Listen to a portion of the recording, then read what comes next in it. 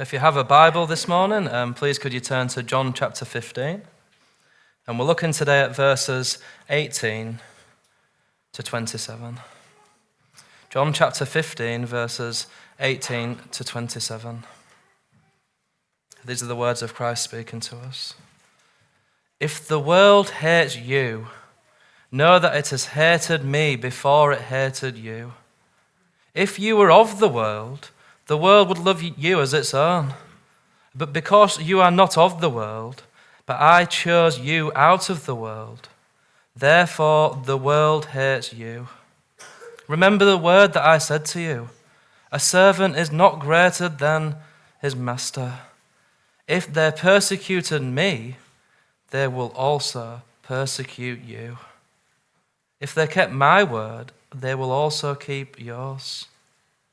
But all these things they will do to you on account of my name, because they do not know him who sent me.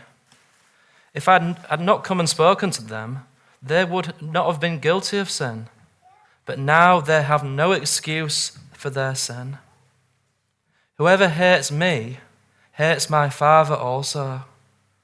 If I had not done among them the works that no one else did, they would not be guilty of sin. But now that they have seen both me and my Father. But the word that is written in their law must be fulfilled. They hated me without a cause. But when the Helper comes, whom I will send to you from the Father, the Spirit of truth, who proceeds from the Father, he will bear witness about me. And you also will bear witness, because you have been with me from the beginning. Well, it's great to come back to the Gospel of John after taking a week off, to listen to Christ as he prepares his people to go out into a hostile world, as he sends his people out into the darkness to preach the good news and the light of the gospel. Now, if you were here a couple of weeks back, we spent a bit of time together looking there at John 15, verses 12 to 17. And we saw in the midst of all this dialogue, in the midst of all these things, Jesus was saying an amazing truth. And it was this, that the church, the bride of Christ, those who follow Jesus, are the friends of Jesus Christ. You know, it's one thing to be justified by God the judge. It's another great thing to be adopted by God the Father. But we are also befriended by Christ. He is our friend. It means that Christ actually likes us. It means that he wants our company. It means that we're the ones he delights to spend his time with. To be Christ's friend is to be subject to his special electing grace, isn't it? Chosen for salvation, predestined for glory, and not only that, appointed to his service. He lets us know all that the Father's doing. He lets us join in with his work, not because he needs us, but because he delights to let his people join in. Chosen for salvation, chosen for service, and even as we saw last time we're in John, chosen for obedience. We saw that in the text, didn't we? Jesus repeated his command.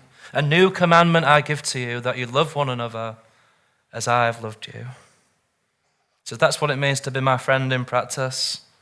Yes, you have all the benefits of being with me, of being loved by me, but I want you to go out and share that love with others, particularly with the church family, particularly with other believers. And as we seek to do that, as we seek to love one another, we have for us the ultimate example in the Lord Jesus. We are to love one another as he loved us. And it's to all the saints, isn't it? Not just to one or two who you like or get on with. All the saints. As Jesus put it, as Jesus gave us the challenge, he said, and you are my friends if you do what I command you. All this and more we saw together there in verses 12 to 17. Now, as we come to our passage today, Jesus Christ is taking his people off the mountaintops of electing grace and friendship down to very practical and somewhat dark realities. He's bringing his people off the mountain and back down to earth to speak to them of the reality, the sad reality that in this world Christians will be persecuted. That everyone who lives for Christ in this world to one degree or another will suffer persecution. The disciples have had a taste of it already as they tried to stone Jesus in John chapter 8 as people are increasingly hostile towards him. But it's going to be nothing compared to what's going to happen in the next 30 years of their lives, is it? It's going to be nothing compared to the persecution they're going to face in the future. And because Christ is a wise and godly pastor, a wise shepherd, he wants to instruct his sheep a little bit more before he departs for heaven and for the Father's right hand. So as we come together today to look at Christ's teaching on persecution, I have two headings and 2 points for us to consider. Firstly, we'll look at the truth that the church are a persecuted people and the reality of that suffering. And secondly, we'll see the church a spirit-filled witnessing people. How we can be sustained by the Spirit in the midst of those trials. And I trust as we consider those realities together, I pray that God would help us to have the right expectations in our Christian life. Yes, we're going to suffer in some way. Yes, we're going to be persecuted, but in the midst of it all, we're going to be upheld by a strong arm. He's going to enable us not only to stand in our trials when they come to us, but to also bear witness to the truth of the gospel. That is the promise of the passage before us. So I pray that God would write these things on our heart as we look at them together today. So with that as a bit of an introduction then, let's come to our text and look firstly at the church, a persecuted people. The church, a persecuted people. So Christ's just been teaching his disciples, you're all my friends, I love you, I've chosen you, I've appointed you for great things. And I bet the disciples are stoked, I bet they're happy as with what Jesus has just been telling them. Imagine if you were sat there and Jesus said, I've chosen you for salvation, I've appointed you for great things, you're my friend. It'd be beautiful to hear Christ speak to you like that, wouldn't it? It'd be beautiful to hear it. And just as you're all fired up and encouraged with what he's saying, he brings us back down to earth with some harsh reality, doesn't he? Verse 18, look with me there. Jesus said, if the world hates you, know that it has hated me before it hated you. Jesus wants his people to understand it's not going to be everywhere at every time. But when the world hates you, and it will, know that it hated me first. And what Jesus says to this little group of disciples in the upper room, it applies to every single disciple in this wooden room this morning. It applies to all of us. The world will hate us as believers. So let's ask a question then. Why is that? Why does the world hate believers? Well, first we'll have the theological answer, shall we? To answer that question theologically, you need to go back to the beginning of the Bible, to Genesis chapter 3. God created the world perfect, but man fell into sin. And Satan tricked Eve into taking the forbidden fruit, didn't he? She took the fruit, she ate it, and then she shared it with her husband. And so God was angry at Adam, he was angry at Eve, and he was also angry at the devil who deceived. And speaking to the devil in Genesis chapter 3 and verse 15, he said, I will put enmity, that means conflict, hostility, between you and the woman, and between your offspring and her offspring. He shall bruise your head, and you shall bruise his heel. And from that moment on in the Garden of Eden, after the fall of man, humanity was divided into two families. The family of God, who are the seed of the woman, believers, those who follow God's ways. And the family of the devil, the seed of the serpent, those who follow his ways. You can only belong to one of those two families. And as you read through the rest of the Bible, What do you see again and again, chapter after chapter, verse after verse, history period after history period? It's two families at war with one another, isn't it? If you're reading Genesis chapter 3 and you flip the page over to Genesis 4, you'll see that reality being played out. Cain and Abel. Abel's righteous, he loves God, he follows God, he's of the seed of the woman. Cain, it says in the book of 1 John, is of the wicked one. The two families at war with one another, and can they coexist? Not at all. Cain murders his brother Abel. I jump forward a little bit more. You've got Jacob, haven't you? And God says, Jacob I love. And then you have his brother Esau, a worldly man, a man who loves hunting and fishing more than the God of Israel. And he says, Esau I have hated. Jacob and Esau, Cain and Abel. You have God's people in the land of Jerusalem. You have the pagan nations in Babylon, the two families, the two cities. You have David and Saul. You have Elijah and Ahab and Jezebel. You have Nehemiah doing God's will. You have Tobiah the Ammonite. He's doing the will of the devil. The whole Bible is a story of two families at war. And this war will rage on until the very last day, until the armies are gathered before Christ, the rider on the white horse, and he finally separates the two families of humanity when he brings his people to heaven and casts the wicked into hell. And that's the story of the scripture, a story of two families.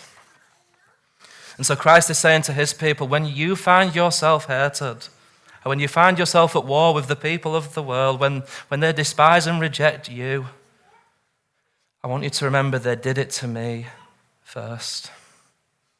If you're hated by the world, you're in good company because they hated the Lord Jesus.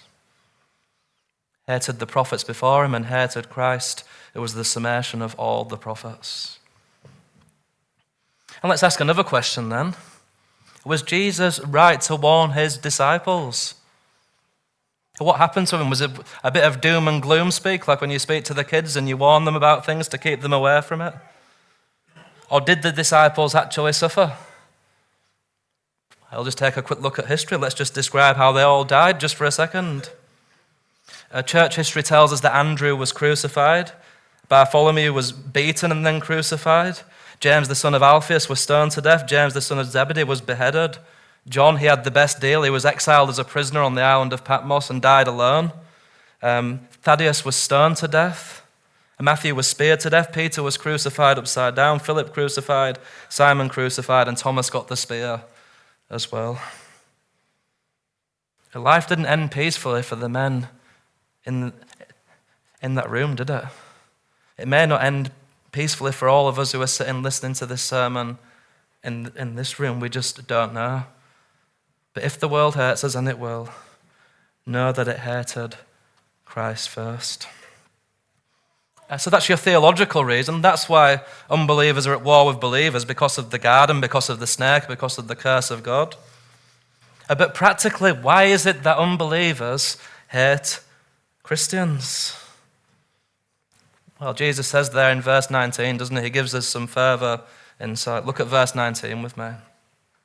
Jesus said, If you were of the world, the world would love you as its own. But because you are not of the world, but I chose you out of the world, therefore the world hates you. Why does the world hate us? It's because the world can sense we're different to them. It's because we're not of this world anymore. We don't have the same ideas. We don't have the same values. We don't have the same belief systems. We're now living for completely different things. We're a chosen people, set apart for the purposes of God. And so when unbelievers see the light in us, when they see us being devoted to Christ, worshipping, following after God, our light shines on their darkness and they hate it. Sometimes you'll find a non-Christian who can put up with a Christian for a while, who says, well, I like you despite your weird Bible stuff. But more often than not, most of the time, the world wants to distance itself from believers. And there's a saying, isn't there? You've probably heard this saying, Birds of a feather flock together. Birds of a feather flock together, or perhaps more biblically, as Amos says, how can two walk together unless they be agreed? The reason we find such a disparity between ourselves and the world is because we don't agree on anything anymore. We're going this way, they're going that way, and there's always going to be conflict. Always going to be conflict. You only had to watch the introduction to the Olympics to see this, didn't you? That's the way the world's going. They've got, I don't even know what to call them, really. People dressed up in blue paint and all this demonic symbolism, and you've got the transsexuals with beards and they're doing a sexual dance, and this is just the Olympics. And they could have picked on anything, but they chose to pick on the Christians. Why? It's because the world hates us. They didn't do it to the Muslims, did they? There was no Prophet Muhammad done up in drag because there'd have been trouble. How can two walk together unless they be agreed? The world hates us because we're nothing like them anymore. We're different. We have a different purpose, a different direction. You see it in Jesus' day, and you see it in our day as well. So when the non-Christians don't like us, when they persecute us, should we be discouraged about it? Should we be depressed? Should we be upset? Should we think that God's punishing us? Not at all. Scripture tells us actually to rejoice, doesn't it? Matthew 5. Blessed are you when you're persecuted for righteousness' sake, for theirs is the kingdom of heaven. Blessed are you when others revile you and persecute you and offer all kinds of evil against you falsely on my account. Rejoice and be glad, for your reward is great in heaven. For so they persecuted the prophets who were before you. How should we respond to the world's disdain? According to Jesus, we should rejoice and be glad. And don't think you can escape as a Christian. They persecuted the prophets, they persecuted Christ, and they will persecute us as well. Take a look at verse 20 there where Jesus brings this out. Verse 20, remember the word I said to you. A servant is not greater than his master. If they persecuted me, they will also persecute you. If they kept my word, they will also keep yours. So much for your best life now, isn't it? There's so much for the prosperity gospel, which offers comfort and ease at all stages of life, and everything goes well for us. Jesus said, expect hardship. In this world, you're going to have tribulation. People will hate you. You know, at this moment in the Western world, we live in a very, very, very strange time.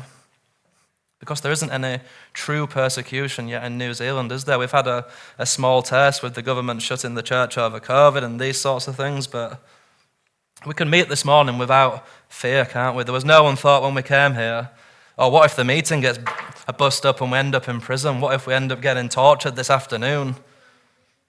We're able to meet without fear. It's a very strange time because you look at even the Western world in the past, and the church has not been able to exist as peaceably as it does today. And when you look at other parts of the world, when you look at Asia and Africa, it's hard to be a believer. It's hard to follow Christ. You know, when I speak to Shakaf in Pakistan, you know, he just tells me, oh, someone was beaten to death the other day, someone was burnt alive with their family in a house. It's hard to be a believer overseas, isn't it? Because it might cost you everything. So Jesus is saying, yes, we should pray for peace. We should pray for an open door for the gospel. We don't want persecution to come. But don't be surprised when it does arrive. As Jesus said in Matthew chapter 10, if they have called the master of the house Beelzebub, which means the lord of the flies, the devil, how much more will they abuse those of his household? It says they call me the devil. What are they going to call you guys? How much more will they abuse those of his household? So in all this, you just take a step back. You've got to admire the truthfulness of the Lord Jesus, haven't you? He doesn't bait and switch his disciples. He doesn't say it's going to be awesome for you all the time. Nothing bad's ever going to happen, and then tricks them into becoming his disciples, and then it all goes wrong. He tells them everything before it happens, doesn't he? There's no terms and conditions apply with Jesus. There's no secret small print you find out later that it's null and voided, the whole thing. He puts it all on the table for us to consider. But even though he does this, even though he makes it very clear we're going to suffer, it still takes many people who profess to be Christians by surprise, and then they fall away from that profession of faith. What did Jesus say in Matthew's Gospel, the parable of the sower? Matthew 13, verse 20. Jesus is speaking of the seed sown on the rocky ground. He says, "As for what was sown on the rocky ground, this is the one who hears the word and immediately receives it with joy. Yet he has no root in himself, but endures for a while." And listen to this. "And when tribulation or persecution arises on account of the word, immediately he falls away." Jesus is saying that sometimes when persecution comes, his professing people, some of them will immediately fall away. Some of them will say, "Well, the pastor never told me this would happen. He told me it was all onward and upward from here. I'm one of the king's kids. Everything's going to go well for me now that I've become a believer. I wasn't told that there'd be any suffering. I wasn't told that things could go wrong for us. This isn't what I signed up for. I'm going to find a new and better God." People become offended and they fall away. In fact, in John 16, Jesus will actually tell us, "I'm telling you these things to stop you from falling away. So when it happens to you, when it goes bad, you will remember that I told you beforehand." His disciples needed to hear the warning. We need to hear it as well. Don't be shocked. Don't be surprised if things one day get bad for us as God's people. Because the world are very, very sinful. They don't like the Lord Jesus. Look at verse 21 and 22. "But all these things they will do to you on account of my name, because they do not know him who sent me. If I had not come and spoken to them, they would not have been guilty of sin, but now they have no excuse for their sin." Why do unbelievers persecute the church? It's because they choose to be ignorant of God and his teaching. Because Jesus is coming off of the gospel in his time when he came, everybody was without excuse. Nobody could claim ignorance. I just imagine somewhere off in the bush in South America, imagine there's a man who's grown up there all his life. Just imagine him with me. He lives off the land, he enjoys his life there. He can look round at the rivers and the mountains and the seas, and he can know that there is a God. He doesn't need a Bible to tell him that, does he? He doesn't need a missionary to say, "Hey, there's a God. He made everything." It's clear by what can be seen that there is a creator.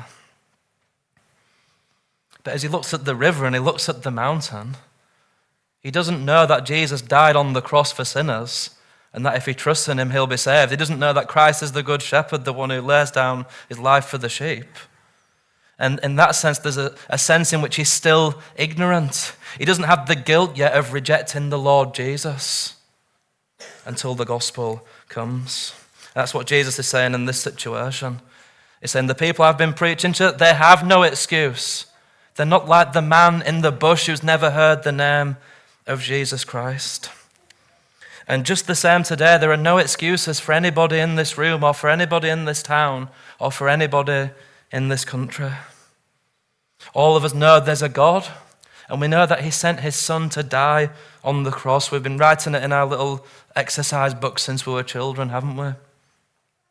You drive around the land, everywhere there are churches with crosses on them saying, "This is the God who loved you and died on the cross to save you." You've learnt hymns as children about Christ. You know his name. You can't claim ignorance, just as the people in Jesus' day couldn't plead ignorance. And because they've heard about Jesus and chosen to reject them, well, this actually makes them all the more guilty, doesn't it? Look with me there at verse 24 and 25. Jesus said, if I had not done among them the works that no one else did, they would not be guilty of sin. But now they have seen and hated both me and my Father. But the word is written in their law that must be fulfilled. They hated me without a cause. And just look at the language there in verse 24 and 25. It's very interesting how Jesus speaks about unbelievers here, isn't it? They're not just people who have a different belief, a different culture, a different upbringing. And to use the language of Jesus here in the passage, unbelievers are people who hate God. And actually worse than that, they hate him without a cause.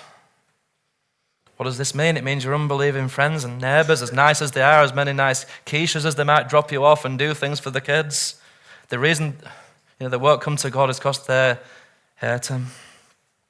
It's a strong word, isn't it? But it is more accurate than what we often talk about. Unbelievers hate Christ.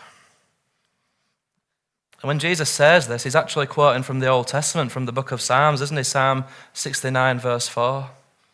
Those who hate me without a cause are more than the hairs of my head. Jesus is saying there's a lot of people who hate me, and they're going to hate you as well. They think they're strong, independent people, that they're carving out their own path in the world. And Jesus said, I've already written about them hundreds of years ago that they would reject me. They're marching to an entirely different tune, and they don't realize it. Well, it's a barrel of laughs, that first section, isn't it? As you look at this passage. Taking a step back, you look at the big picture here. Jesus is preaching something grim, isn't it? He said, you're going to be persecuted. People are going to hate you without a cause.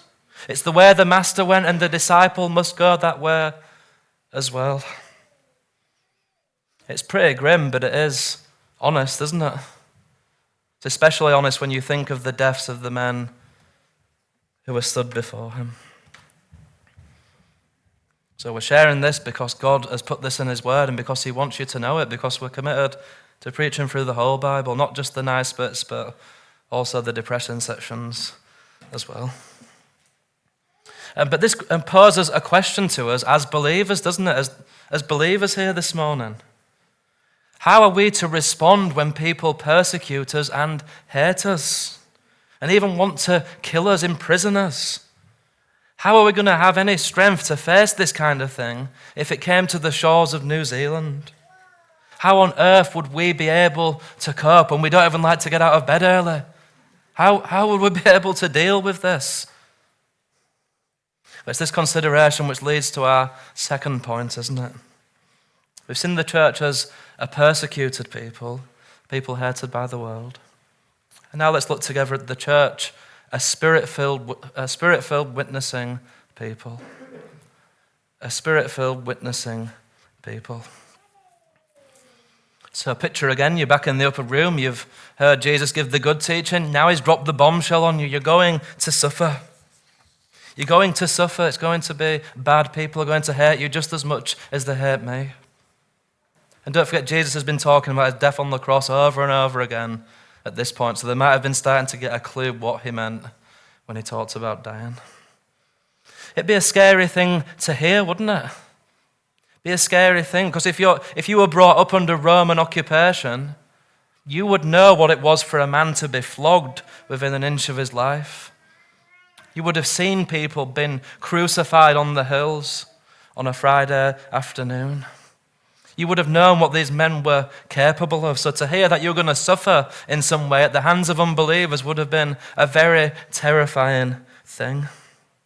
I imagine that it caught them just a little bit off guard. And maybe it's done the same for you this morning. You're like, whoa, I came to church to be encouraged, and now I've been caught off guard. You're talking about all this suffering and bad stuff. And, what comfort is there for me, an ordinary Christian, in the face of such promises of suffering, in the face of persecution? Well, we need to listen to the words of Jesus, don't we? And because Christ is a wise and gracious teacher, he knows what to say to us to assure us and give us comfort, even in the face of disaster. Look with me there at verse 26. This is your good news now, which we'll come into. But, verse 26, but when the Helper comes, whom I will send to you from the Father, the Spirit of truth, who proceeds from the Father, he will bear witness about me. He's saying, as you suffer, as all these bad things happen to you, there will be one who will come to you. He will teach you from the inside out. He will take what is mine and make it known to you. And of course he's speaking, isn't it, of the Spirit of God. The Holy Spirit who comes to dwell within us as believers. He said, yes, the persecution's going to come. They're going to hate you, but you will not be left as orphans. I will come to you. I will strengthen you for battle. I will strengthen you for faithfulness. The Helper is coming. What will he do? He will bear witness about Christ. You know, there are times as Christians when we feel very close to the Lord Jesus and we feel that we could spill every gallon of blood we had for him. We think, "Lord, just take me now, Lord. I say, arise and come away, my fair one. Bring me to heaven now. I'm ready to go." And there are other times when we don't even know if we are a believer. We're so discouraged. We're so downcast. Christ is saying the Spirit will come to you in your suffering and he will make known the things of Christ. Christ will become real to you on the inside, in the inner man. He's not going to leave you in the hour of trial without encouragement, without strength. He'll give you a secret strength to endure that trial. I'm reminded of that picture from the Pilgrim's Progress, you know, the book. You've probably read it, some of you. And there's a fire burning which represents the life of grace in the Christian. And the devil keeps trying to pour the bucket of water on the fire, but the more he pours the water on, the more it goes up in flames.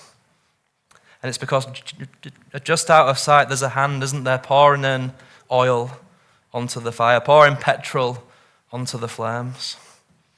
And that's like you and me. We will be given strength to endure because Christ will pour in his secret grace. He will pour in oil. He will pour in his strength to give you the resolve to endure whatever you have to face. He will keep you from falling away. How do I know? Well, we've got the testimony here in Scripture, which is actually enough. But if you read the accounts of history, even look on the bookshelf, I think we've got a Fox's Book of Martyrs on there. You know, you're going to read about God being faithful to his people. He strengthened them to suffer. He was with them in the flames. He was with them in the dungeons. He stopped them from falling away. Perhaps you know the famous account of the two Oxford bishops, Latimer and Ridley. 16th of October, 1655, Latimer and Ridley were taken out by the Roman Church to both be burnt at the stake. And Latimer, instead of being scared, he said, "Come now, Master Ridley, let us play the man and let us burn for the Lord Jesus. We'll light such a candle that it will not go out in the whole of England." Latimer stood there and he laughed at his persecutors. He said, "Don't bother chaining me to the post. I'll just stand here and it'll be all good." And he went up in flames worshipping. It's amazing strength, isn't it? Ridley, it took him a long time to burn, took him a very long time to die. His church were there stacking more wood on him. But neither of them denied the Lord Jesus. How did they manage it? Were they just more staunch? Did they just spend more time in Bible study than us? Well, they probably did. But I don't think that was the secret to them standing. The secret to their success in that moment, to being faithful, was the Holy Spirit of God. That these men were just ordinary vessels filled with the life of God in their heart. That's the secret. All they were weak men who were looking to the Lord Jesus. And Jesus is assuring his disciples, he's assuring us, whatever you have to face, I will comfort you and bear you up. You know, the God of Latimer and Ridley is our God, the God of Daniel, the God of Jeremiah, the God of Paul, the God of the disciples. He's our God too. He will keep us until the end because he's promised to do so. He'll give us strength which we don't have in ourselves. And not only will he enable us to stand in those moments, he will enable us to bear witness. That's what the word martyr means, isn't it, in Greek? It means one who bears witness. He'll enable us not only just to stand strong should persecution come, he'll enable us to testify to the gospel. Look at verse 27.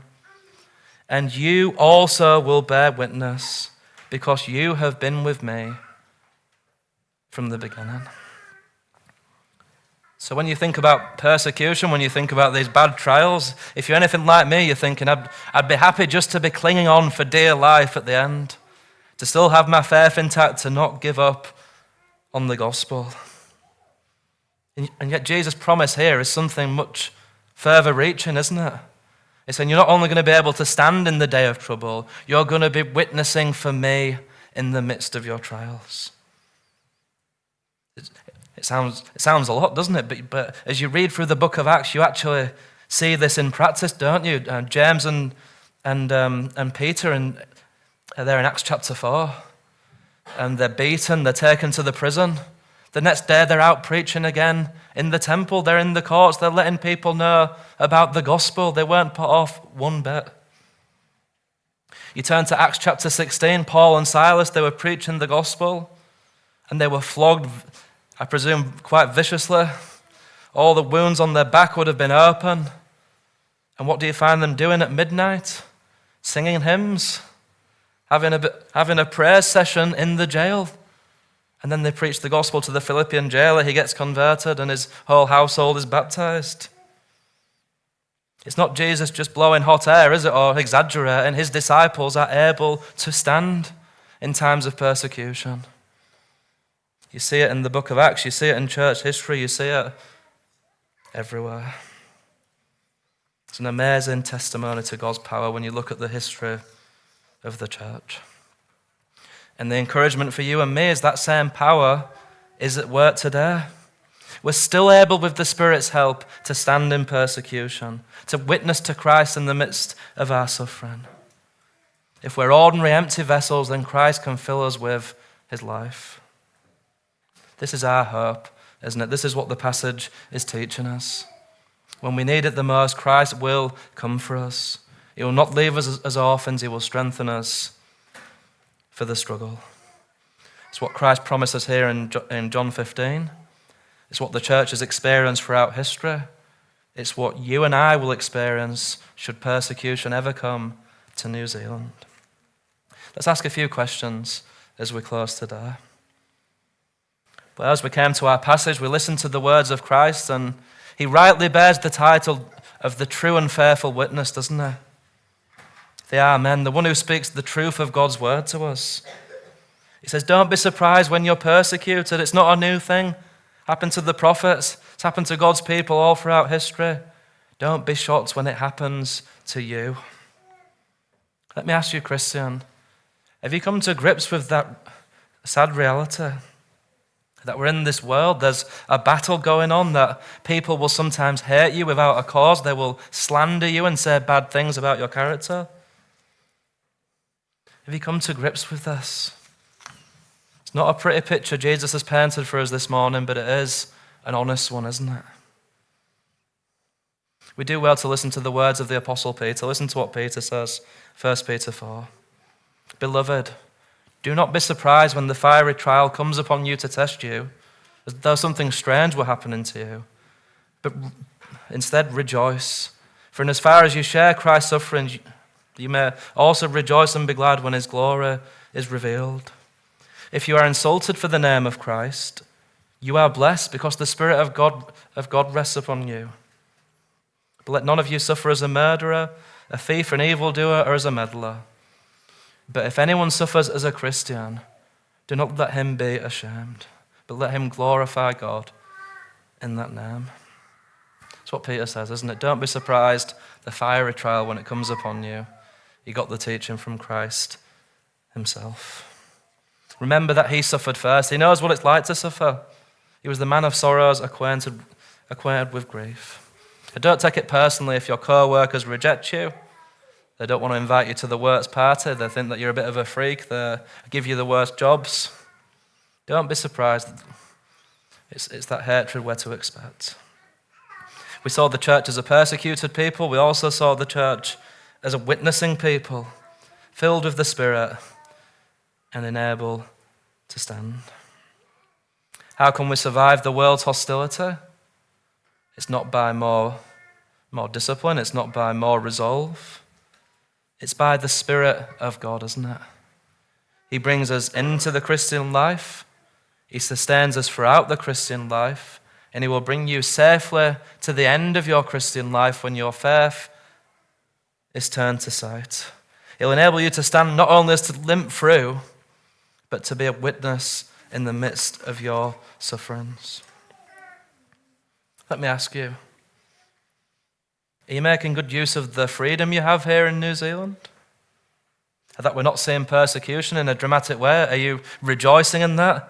Are you making the most of that freedom? Are you meeting with other Christians regularly for worship, for fellowship? Are you enjoying the freedom we have to speak to others about Jesus without fear?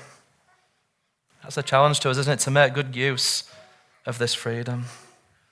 As Jesus said, he said, let us work while it is day, for night is coming when no man may work. He says, I must work the works of him who sent me while it is day. Are you, as the farmer said, are you making hay while the sun shines? Are you spreading the gospel now whilst it's easy and there's no trouble to be expected? Let us work while it is day, for night is coming when no man can work. Well, perhaps someone's listened to this message and they've said, well, I don't think I'm strong enough to stand if persecution came. I'd be the first to deny Christ. I'm so weak and foolish and sinful. I don't have the strength to stand. And to that person I say, that's absolutely right. You have no strength at all and you're probably much weaker than you even think you are.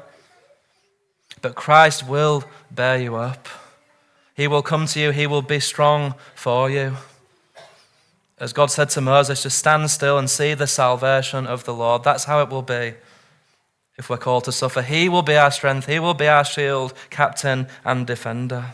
He will keep you faithful to the very end, no matter what the future brings, because his own glory is at stake. He loves you, is committed to you. He will keep you faithful to him. We are weak, but he is strong. Pray whatever the years may bring, whatever happens in New Zealand, whether we enjoy peace, we can continue spreading the gospel, whether persecution comes and we're suffering as the early church suffered. Pray whatever happens, we'd know the grace of Christ which keeps his people believing and strengthens us for works of service. Amen.